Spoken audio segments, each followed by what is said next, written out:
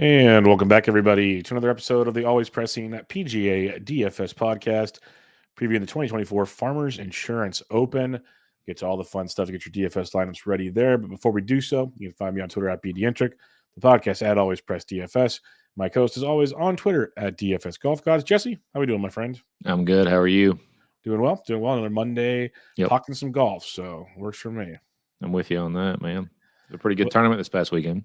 Heck yeah, the Amex delivered, and there's so many good. I love bad dad jokes and puns with the best of them. When you have an amateur win, as he wins the Amex, is he an XAM now? And I saw a lot of good puns out. Let's put it that way. But Nick Dunlap takes it down after shooting a 60 on Saturday.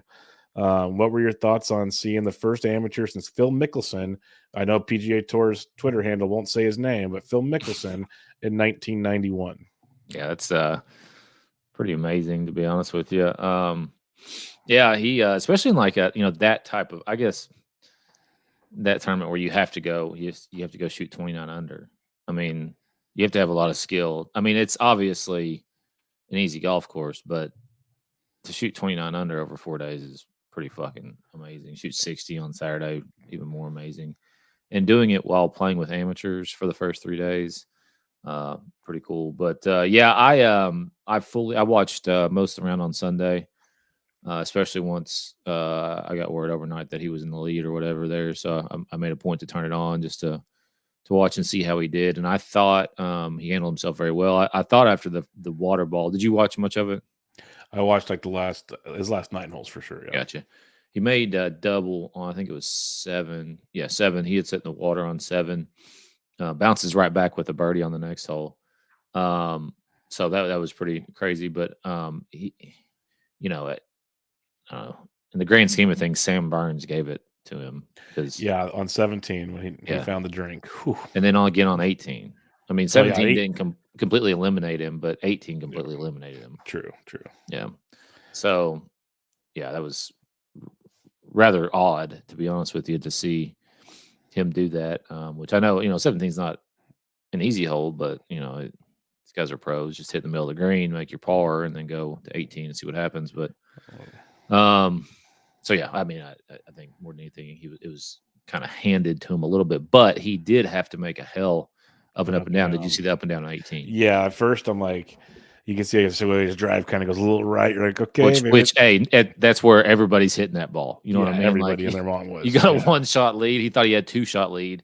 Blast it right. Yep, 100%. So hits it over there. You're thinking, okay, he knows he has to play for par. Like, let's go do your thing. Launches it to the right again. Bound kill somebody. In his head, he's probably thinking, there's water to the left. I cannot be in the water. Nothing can come close. So that's probably his mindset, like be on the right side of the green, not that far. Right. JT making his fun comments on the way there, like, hey, first time hitting a spectator, all this stuff. And that's why I love JT, man. I'm glad he played good this weekend because that's his personality. Like, people get annoyed because they see it with Spieth all the time, but that's how he is pretty much with all the dudes. Like, he's just another shit talker, basically. That's for sure. Playing golf. Yeah. And the other thing to go along with the JT comment, it had to be kind of comfortable for relaxing him. Yeah, Dunlap to play with him because I'm sure that's not the first round they played together. No, JT being an Alabama alumni and playing for Alabama. That was probably just one of the first conversations they've like live caught on air throughout the round. I guarantee you there was a lot of comments like that, joking about things like, just if anything, JT's probably trying to keep him relaxed. Like little comments like that, just kind of keep the moment like, dude, you nailed the guy. Who gives it? Like, it's funny. Don't worry about the bad shot. You hit it, dude. It's funny. Like, I don't know, something to change his mindset. But yeah, the up and down was impressive because it wasn't like a flop it up there, and it was a punch and run basically. And he got it to sit there within 5 feet, and probably the most nervous 5-foot putt of his life.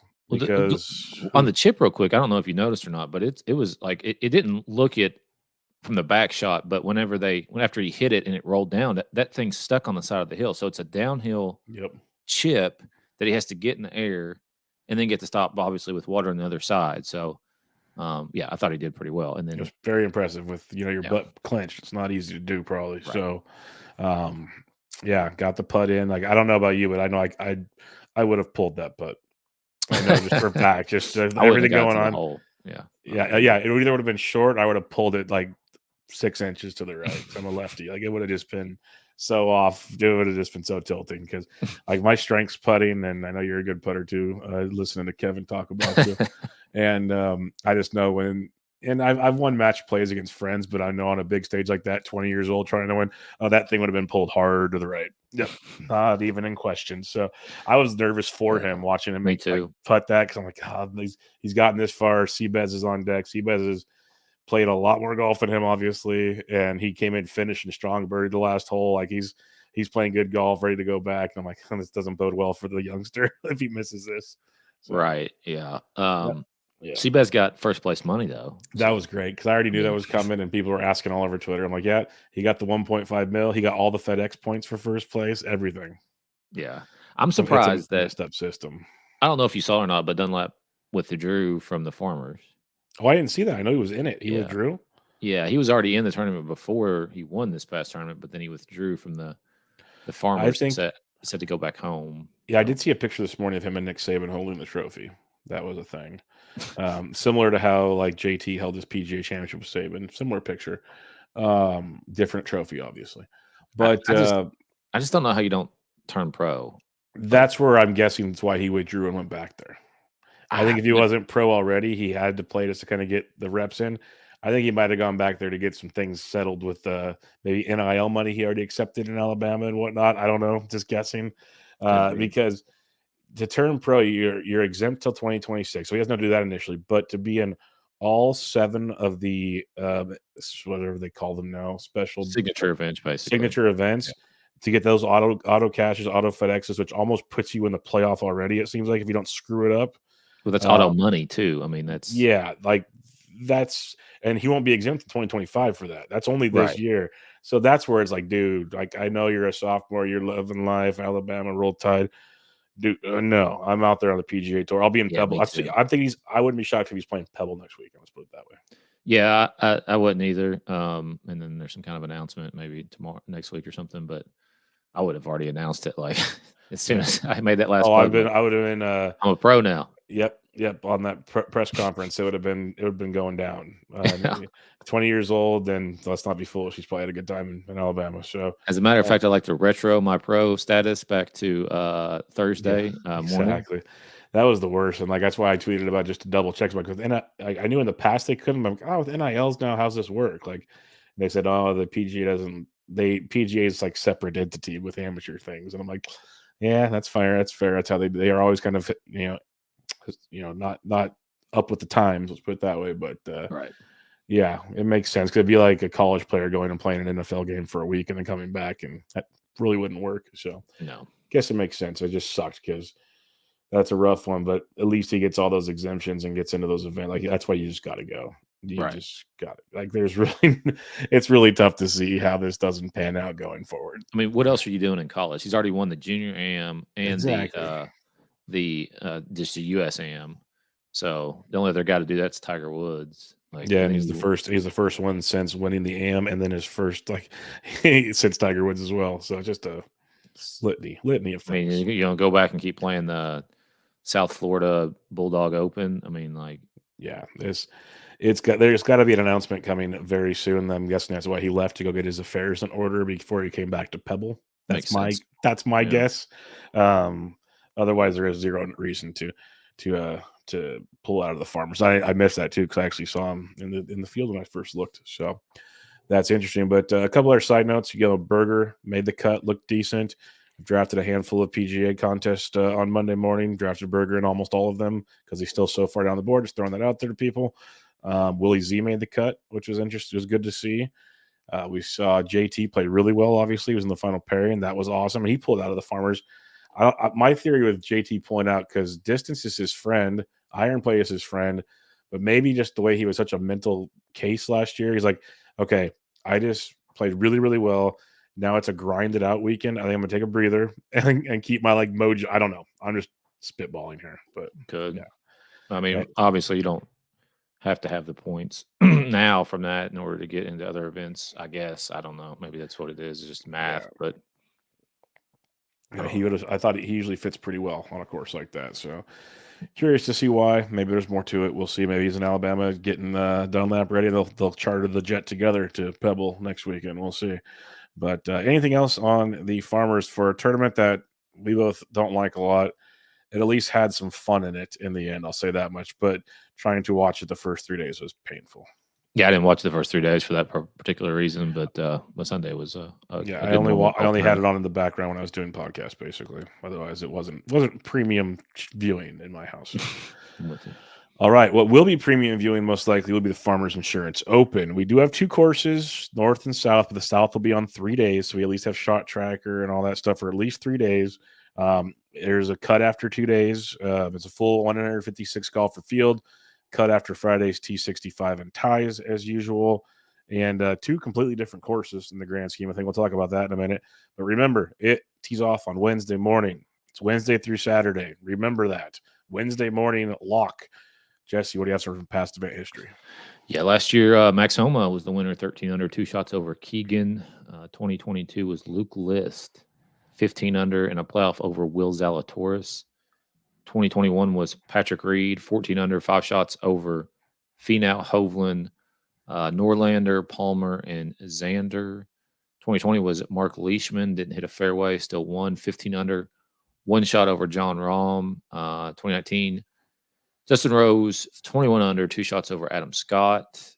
Jason Day won his second of 2 titles in 2018, 10 under in a playoff over Noren and Palmer. John Rahm, 2017 champion. Brandt Snedeker has won this twice. Jason Day, like I said before, has won twice. Scott Stallings. That's pretty much it. Tiger Woods won this golf tournament 7 times. Yeah, he's dominated most tournaments we've seen, but definitely Farmers because this used to be one of the big boys. And I know Mayo and others talked about it. It made sense that this seemed like was going to get the ding on people because they come from Hawaii. And Pebble being a signature event last week, you figured you might get a little lower crowd this week. And now there's still a bunch of the big dogs coming in. I think it's 12 of the top 30 in the world are here, which is good to see. And should look to be a fun event. Again, you got the north and the south course. The south course is the monster, one of the longest courses on tour. It's a par 72, around 7,700 yards. All the 3 of the par 3s are over 200 yards. 7 of the par 4s are over 450. 2 of the par 5s are over 600 yards. When you look at the par or the south course, the 4 par 5s are the only holes that average under par on the course. And then you got the south course, much easier. You got some very, very gettable par 5s. 10 of the 18 holes average under par scoring. So obviously it's common sense stuff. If you're doing showdown, you prefer south course. That's the reality of the situation. And you need your guy to go low on the south course. Like I can't remember how it breaks down, but I saw somewhere, I think last year, that if your guys started on the south, they had a better second day on the north. Let's put it or vice versa. I mean, they started on the north, they had a better second day on the south, which because they had their confidence still that they can get wrecked playing the south course. I have played the south course on the Sunday before the Farmers last year, and it's a capital bitch, especially with that rough. That rough's about 4 inches and thick as shit. And it's been pouring rain yesterday and today. There's a flood warning until about 9 p.m. on Monday night. So that rough will be extremely nasty. But what I will say is people are like, oh, it's going to be so wet, this, that, and the other. If they don't get any more rain this week, and there's slight chances, but it looks pretty clear. It's supposed to be hot. It's supposed to be warm, like 60s for La Jolla over the weekend. That course drains out insanely well. Well, yeah, and you got the wind coming off the ocean. I mean, but like I played that course the night before we played, it was pouring down rain. So basically, we teed off at about 8:15, and the first couple holes were a little wet still, but they have such a crazy built-in drainage system. There's big old barrancas throughout the middle of the south course, and you just saw water flowing into them from the course. And by I'd say the 7th, 8th hole, you couldn't even really tell you were playing on a course that got poured on the night before, except for the rough, because the rough is just wet. right? But the fairways and stuff, like you might not get as much roll, but everything was pretty darn good. I don't know how to compare it to the perfect time of the year, but I've already seen people saying so much about the rains, and maybe they got so much it's going to be insane. I don't know. I just think by Wednesday it's going to be okay. Maybe we see Lift Clean and Play for the first 2 rounds, which would be real nice for guys to find the fairway there. But we'll have to see. Moral of the story: driving distance, approach games are around 175, 200 plus. Get a good short game. Par is a great score on the south course. and grind your ass off. 'Cause that was the one thing Max Homa did so well. I remember watching that, like one of the late part threes, his shot, and there's one of the only guys to birdie that hole. His just way to grind out pars and then take advantage of the good holes to birdie. He did that extremely well that weekend. So, what do you got for some stats you're looking at? Yeah, I mean, you'd think you'd have to be pretty accurate off the tee, but it's not necessarily the case. Like you said, the rough is very penal, so you do want to hit as many fairways as possible. But go back to that year that Leishman won. I mean, he just was blasting it right and still won somehow. So greens in regulation, in my opinion, more important. Driving distance matters quite a bit this week. Scrambling is going to matter, and slightly birdie or better score. I mean, if you look at the past winners, they're in the mid-teens typically. Obviously, kind of a little bit weather dependent, but assuming the weather's pretty good, it's going to be more birdies than bogeys as far as the winner goes. So, and then plenty of course history to wait, obviously. Yep, most definitely. So let's talk some DK and have some fun here. Loaded field, as we mentioned, we have 5 guys over $10,000. You have the local favorite, Xander Schauffele, who's started to play better at this event finally, so he's got that going for him. Patrick Cantlay at 10.5, Colin Morikawa at 10.2, Max Homa, the defending champ, at 10.1. So 4 guys in the 10K range. I apologize. Anybody up here interest you? Yeah, I mean, mostly Morikawa. 5th place finish at the Century. I don't think he's played since then. For some reason, I don't have the shit from last week loaded, but he didn't play last week, I don't think. His course history is not 3rd, 4th, and 21st. So pretty good course history. And I think he's the guy that I would play if I'm up in this range. I probably won't be because I just don't know that. I mean, you really need a winner out of one of these guys above 10K, and I think we got maybe potentially a winner down below. So, but yeah, that's the guy that I would focus on of the 4. I think they're all 4 playable, just like every week. Yep, definitely are. I forgot to mention, so far between the Sony, the Amex, and even like the Century, maybe whatever 3 events we've had so far, 200 to 1 or better has won every single event. That's amazing, dude. That I would put money right now that ain't happening this week. This is definitely a tournament where the cream usually rises to the top. Yeah, it's true. And if it's not like the 10K or 9K guys, it's at least an 8K guy. I'll put that much out. I'd be shocked if it's not. Like, it's probably no worse than a 50 to 1 guy that wins this. Anything can happen. Honestly, anything can happen. But this feels like a week where you start to see some of the big boys make a mark with this event. So I haven't even looked at the odds yet. I always give my first look on this show. Jesse has made his picks probably already. But I'm guessing. So maybe I should shake my stance. I think it's more like 75 to 1. But we're not getting triple digits this week, is what I'm trying to say. 10K for me, it's interesting because Colin is the dude. He's 4th in my model at this event. He's number 1 in bogey avoidance, which is tremendous, obviously, here. He's 4th in fairways gained. He's 10th from 175 to 200, which is very important. He's pretty good on the rest of the scoring, of course. And you mentioned the tournament history is ridiculous with Morikawa. So definitely a guy to keep an eye on here. But like Xander, he's kind of getting it going. He's 2nd, 21, 34th, and 13th. He's always seemed like struggled here, but he's kind of getting it going. I'd rather save to get the Morikawa like you were talking about. But I can't deny Homa. 1st, miscut, 18th, 9th. He's played really well here in 3 out of the 4 years.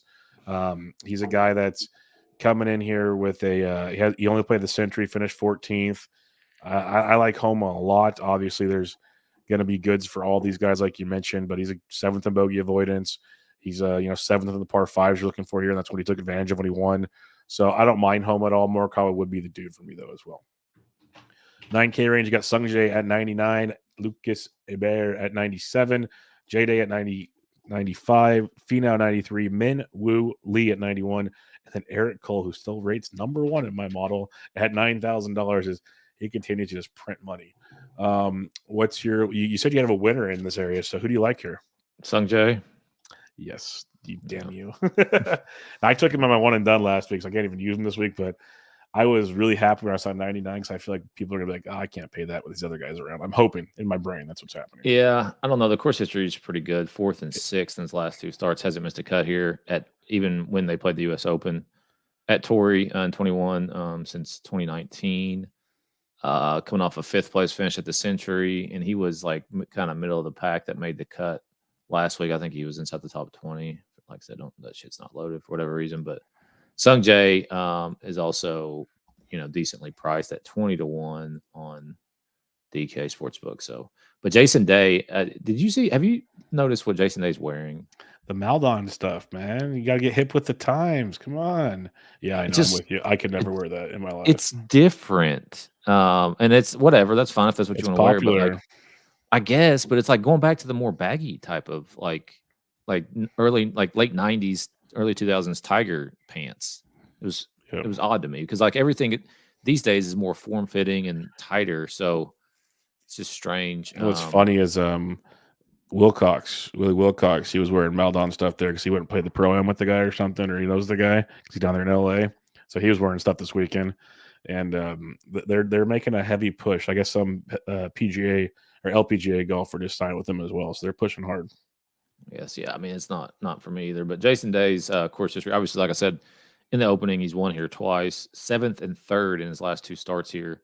Coming off a 10th at the Century Tournament of Champions, and then last week finished, kind of toward the bottom of the leaderboard of the guys who made the cut. But he did make the cut, shot 18 under for the week, and that's not even really good enough in that tournament to do much. So those are the 2 main guys that I'll be focusing on in that range. I mean, like, I guess Cole, his course history is not very good, but I mean, he's only played grinding out.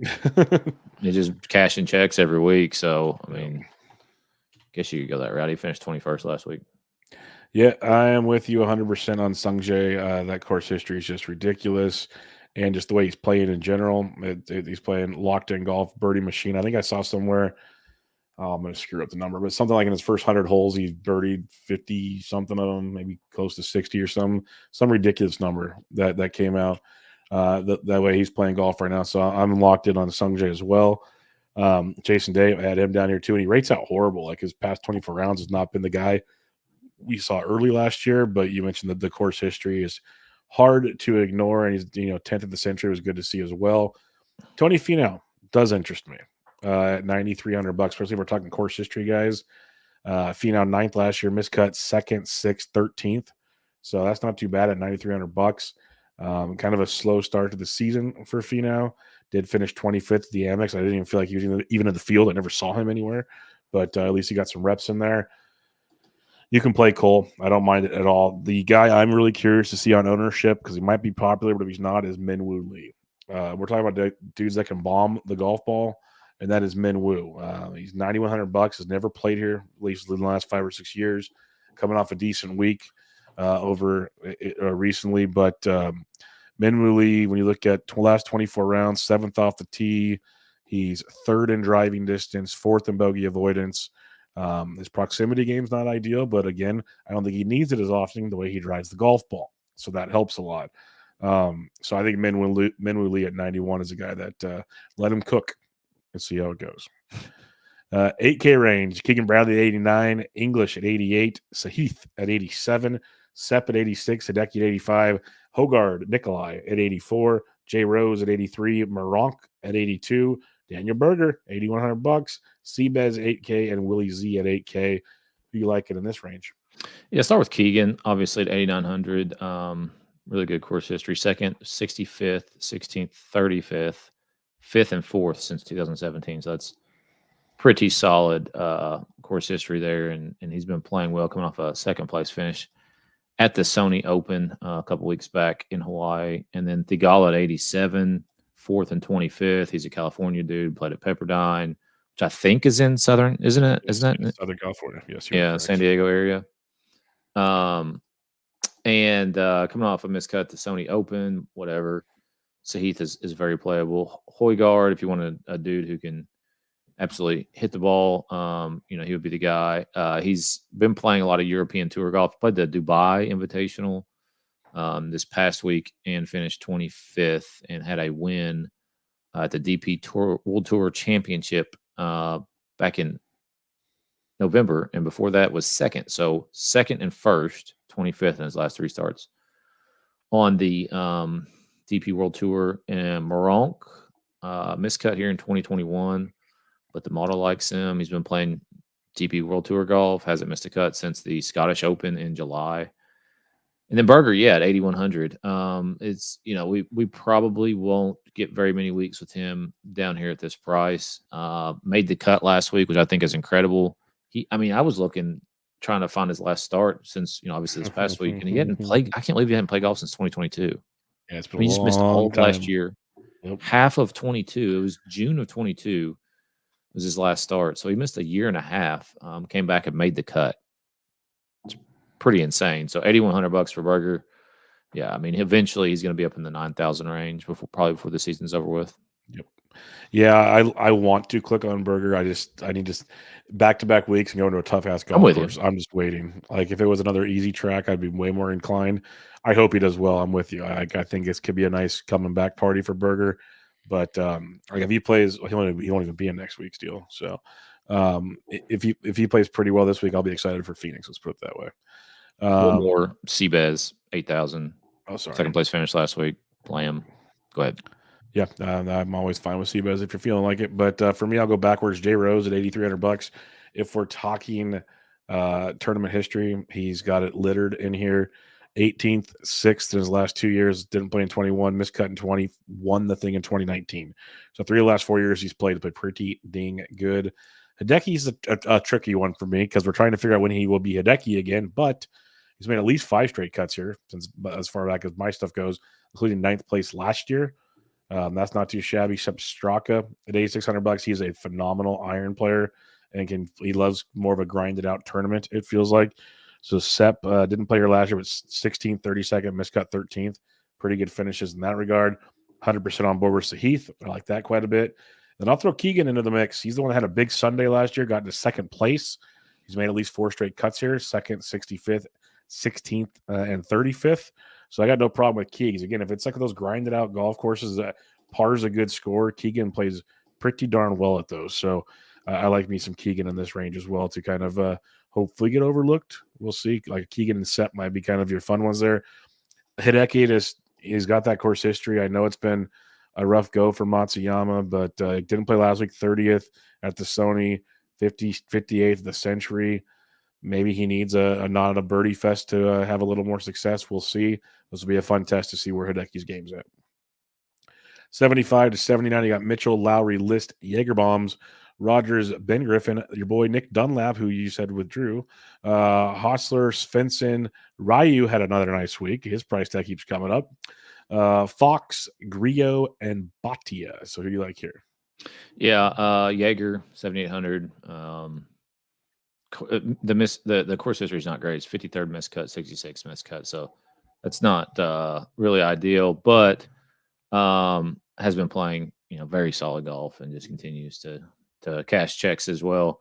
Luke List at 7,800, past winner, hasn't missed a cut here since 2017. Been playing really solid golf from the fall till now. Patrick Rogers week. He does play good in California, but I don't know. I don't have a good feel for him right now. His game's all over the freaking place, which it usually is all the time. So yeah, back to back.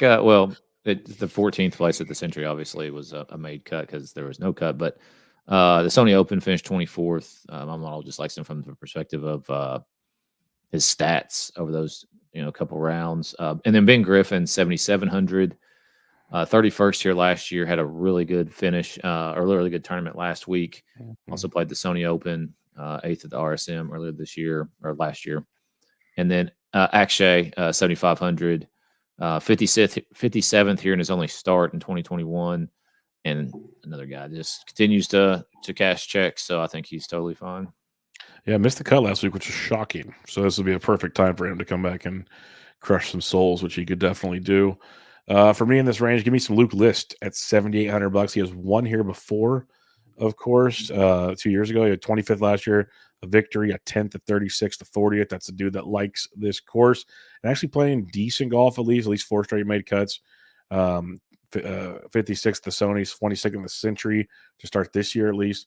I love Jaeger Bombs. I'm with you on that. Ben Griffin's one of my favorite plays. Actually been drafting him a lot in Underdog right now just because he'll play a ton and he's a birdie machine. But Griffin 9th last week, 30th, 6th, 37th, 23rd in his last 5 events. So I'm on board with you on that one. I have Akshay at 75 as well. Then I'm not going to ignore Ryu anymore. 75, 11th last week, 30th the week before. This dude's bringing that game over here, and it looks pretty darn impressive. So I think he could be another one. First time here, but has been quite a birdie machine and just a great striker of the golf ball, honestly. So I'm a fan of him right now. Who you liking in that 7K to $7,400 range?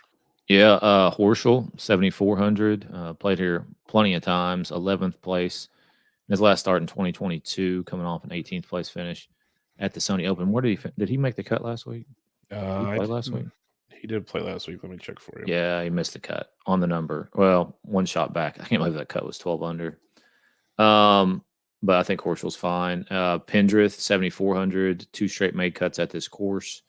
10th at the Sony Open. Aaron Rye, 7,400. 2 of 2 made cuts here.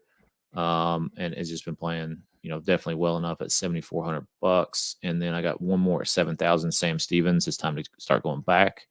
I actually bet him to win last week, and he didn't have a good. He shot 74 on Sunday. That's not going to do it at a birdie fest. Ended up finishing 65th, but played really well up until that point. So Sam Stevens, 7,000, and has made finished 13th here. I don't know if I mentioned that last year. Yes, sir. For me in this range, I'm looking at like Aaron Rye, 52nd and 5th, his 2 appearances here. Not coming in probably the greatest of forms. So if we're talking iron players, if you have iron covers, you're probably a good iron player. So we'll give Aaron Rye a shot here at $7,500. I'm looking at his past. He missed the cut last week, 57th in the Sony. So not the greatest form coming in, but someone to keep on the radar. I do like Taylor Montgomery quite a bit. He's none. I can't even read right now. I'm so freaking blind. Coming in decent form. He's finished 31st year last year, 11th the year before.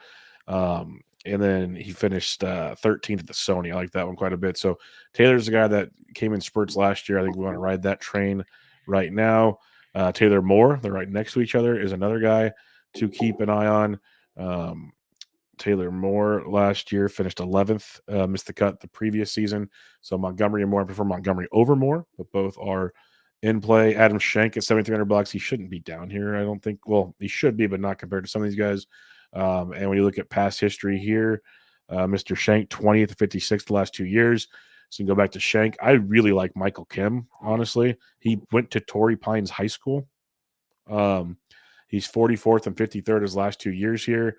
Was playing pretty strong last week with a 6th place finish, finished 42nd in the Sony. I think Michael Kim at 73 is a good one. Alex Smalley at 72.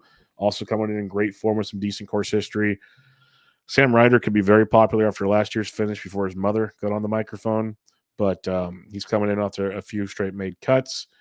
And other than that, yeah, I had Sam Stevens checked off as well. So, all right. 6K range. Who you liking? Sorry, my wife's texting me, obviously, right in the middle of the podcast about health insurance. Carl Yawn at 6,900. Made the cut last week. Didn't have a great Sunday, but has a missed cut here in his only start, but finished 4th at the Sony Open in Hawaii, so he's playing really good golf. Will Gordon has made 2 out of 3 cuts at this event. He did miss the cut last year, but 2 straight before that, and has made 4 straight cuts on tour. I don't think he made the – did he play last week? Yeah, he did make the cut. He finished DFL, the guys who made the cut, so that's another made cut for him. Bramlett. 4 out of 4 made cuts. 13th here last year, 67th, 18th, 45th. It's just kind of an odd price other than, he did make the cut at the Sony Open, but had 5 straight miscuts before that. I think he's coming off injury, I'm guessing, because he didn't play from July till Sony Open. That would make sense then, yes. Yeah, so he's got to be coming off. He did miss the cut last week, finished at 400 par, but not a very good comp to this week. So Bramlett's course history is there. The model likes Taiga Simikawa.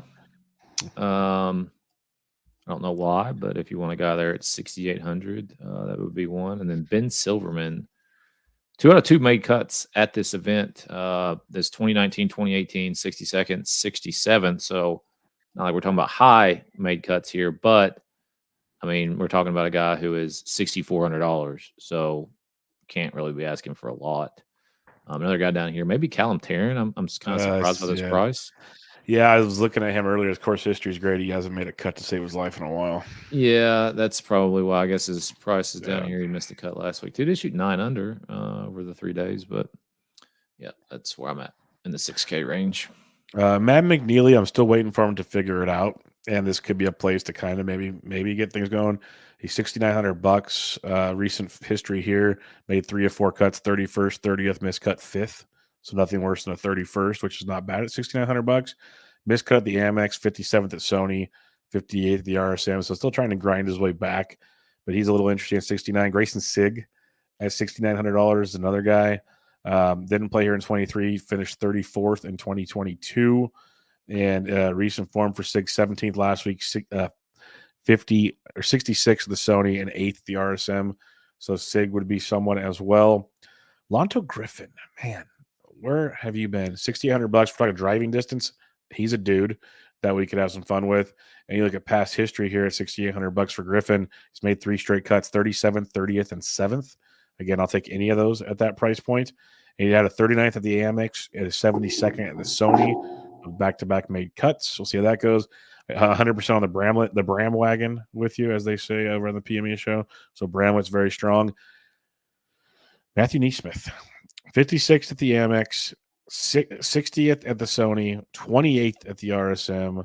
You look at recent form here with Neesmith, miscut here last year with a 34th, 46th, 30th. At $6,600, I could see an avenue for him. And then the only other guy I'll mention, and his current form is horrific. I'm going to say that is kind of Calantera-esque, but he's $100 cheaper. And that's Pete Malnati. He's missed 3 straight cuts, but he had a 37th at the Bermuda, 59th at WWT.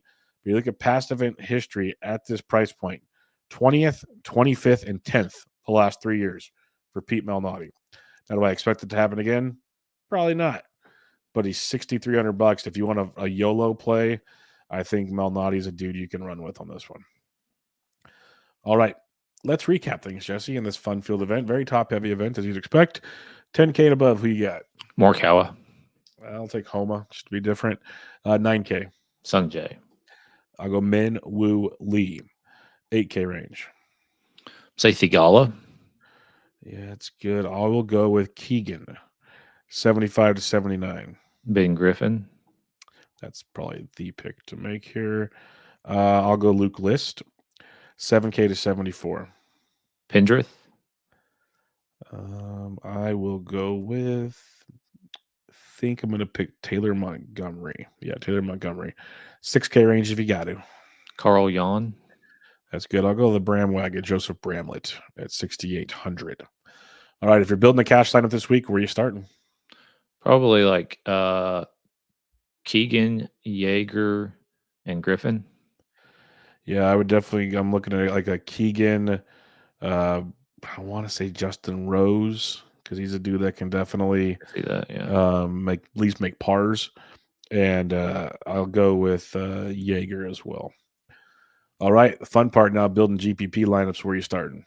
Yeah, I would say like Jason Day, Højgaard, and Billy Horschel. I'll go with Minwoo Lee, Keegan Bradley, and Joseph Bramlett. We can fill in the rest. And now the moment we all been waiting for. Jesse, what bets have you made this week? I haven't made any yet. Slacking on us here today. Yeah, I don't know. I'm kidding. It's pretty crazy that Xander is 9-1 in this field. Yeah, I mean, it's just every week. It doesn't matter who they're just the shortest odds in the history of man for the top guy. It's just crazy to me. But Sung Jae at 20, Jason Day at 22, Rose at 55, Yeager at 60. Just got to keep betting Yeager until he wins. I mean, Seabez at 65. It's interesting. Obviously, coming off second place finish last week. Yeah, that's kind of where I'm at. Yeah, that Rose at 55 is a nice price. I don't mind List at 65 either. Yeah, that's not bad. He's playing pretty good golf, and he's won here and played really well here, period. So I like List there. Again, I don't think a long shot wins this week. I think you're probably pissing money away, but I could be wrong. I've been wrong many times in my life, but those would be my favorite ones. I like Minwoo at 20 as well, similar to like Sung Jae, of course. People know me there. And then Keegan at 25. I like him too. I think that's a pretty high price for Keegan. I thought he'd be around 35. So 25 for Keegan is quite interesting. But that'll do it, folks. Remember, Wednesday morning Pacific Coast lock. Don't screw that one up with your one and dones, with your DK lineups and more. The final thoughts for the week, Jesse. It'll be a fun Saturday finish. So that way they avoid going against the NFL. So there you go. Looking forward to it. I have no plans on Saturday, so I'm going to hopefully enjoy some Farmers Insurance. This is one of the tournaments I like to watch. Torrey's a great course. Field's usually pretty strong. The elites are usually on the TV. Should be a fun one in that regard. Yep. Make sure you guys all follow Jesse on Twitter at DFS Golf Gods, the podcast at Always Press DFS. I'm at BD Intric. This was your 2024 Farmers Insurance Preview. Catch you guys next time.